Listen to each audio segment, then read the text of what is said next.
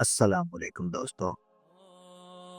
باپ بوڑھا ہو سکتا ہے، کمزور ہو سکتا ہے، لیکن اگر بیٹا غیرت مند اور فرما بردار ہو تو باپ کبھی رسوا نہیں ہوتا۔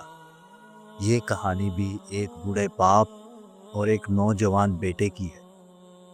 تو کہانی پر جانے سے پہلے میں آپ سے گزارش کروں گا کہ ہمارے چینل کو سبسکرائب کر دیں، اور اگر ویڈیو آپ کو پسند آئے تو اس کو لائک ضرور کیجیے گا۔ تو چلو چلتے ہیں ہم اپنی کہانی کی جانب۔ ایک آدمی کی بیوی 40 سال کی عمر میں انتقال کر گئی۔ جب اس کے دوستوں اور رشتہ داروں نے دوسری شادی کا مشورہ دیا تو اس نے جواب دیا کہ اس کی بیوی کا سب سے بڑا تحفہ ایک بیٹے کا ہونا ہے۔ وہ اس کے ساتھ اپنی زندگی گزارے گا۔ جب بیٹا بڑا ہوا تو اس نے اپنے تمام کاروبار کی ذمہ داریاں بیٹے کو سونپ دی۔ وہ اکثر اپنے دفتر میں یا دوست کے دفتر میں وقت گزارنے لگا۔ وقت گزرتا گیا، بیٹا جوان ہوا۔ بیٹے کی شادی کے بعد وہ آدمی زیادہ تنہا محسوس کرنے لگا۔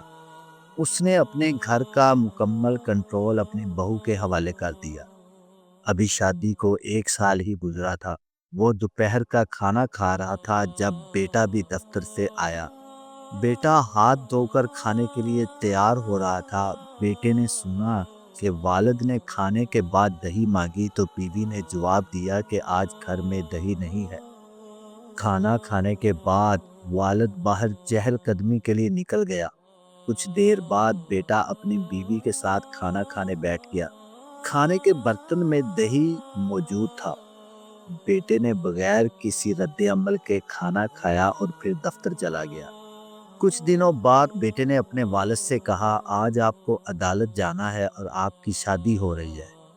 والد نے حیرت سے اپنے بیٹے کی طرف دیکھا اور کہا، بیٹا مجھے اب شادی کی ضرورت نہیں، اور میں تم سے اتنی محبت کرتا ہوں، اور اب تمہیں بھی ماں کی ضرورت نہیں، تو پھر میری دوبارہ شادی کیوں؟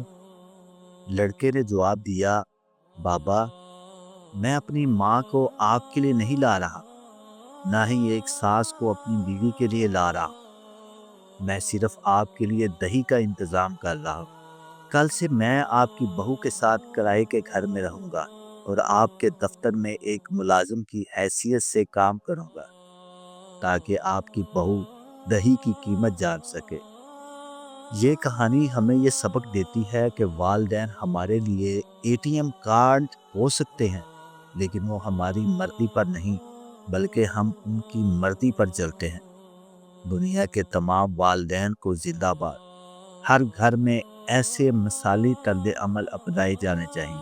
اگر آپ کو ہماری یہ مورل سٹوری اچھی لگی تو ہماری ویڈیو کو لائک اور شیئر ضرور کیجیے گا۔